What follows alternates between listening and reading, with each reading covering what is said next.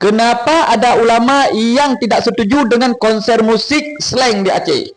Iya, padahal kan ini hiburan teman-teman, ya kan? Masa di Aceh ini nggak boleh ada hiburan? Bagaimana menurut kalian? Apakah slang bersalah? Apakah lagu-lagu slang itu bertentangan dengan syariat? Saya rasa enggak teman-teman, nggak ada yang bertentangan. Bahkan ada yang bisa membuat anak muda itu wow bangkit semangatnya.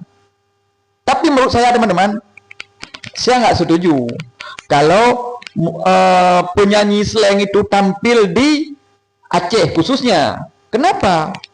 Kalian lihatlah cara berpakaian mereka, badan mereka yang maaf tidak cocok diidolakan oleh anak-anak muda Aceh, ya kan? Tapi kalau masalah lagunya, ya oke-oke sajalah.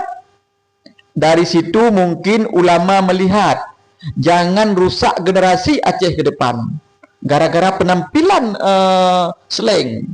Ya bisa dinamakan pemakai, tapi kita nggak lihat ya pemakai atau enggak, ya kan, gaya-gaya mereka, sehingga pemuda-pemuda Aceh, remaja-remaja mengikuti gaya begitu. Apa yang terjadi dengan Aceh nantinya? Ini teman-teman, ada satu lagi, Dewa 19 konsernya di Lok Semawi. Apakah kalian setuju? Kalau menurut saya, penampilan Dewa 19 itu ya lumayan bagus lah. Nggak pakai ini itu, bahkan bajunya lumayan lah. Tapi kalau menurut saya, kita serahkan kepada ulama. Bagaimana pendapat ulama? Bukan bermakna Aceh tidak boleh konser. Tapi lihatlah lagu yang dibawa dan orang yang membawakan lagu.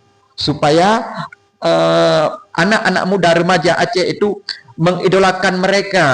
Jangan idola nanti pakai tato, pakai narkoba. Kan bahaya Aceh. Bagaimana pendapat kalian teman-teman?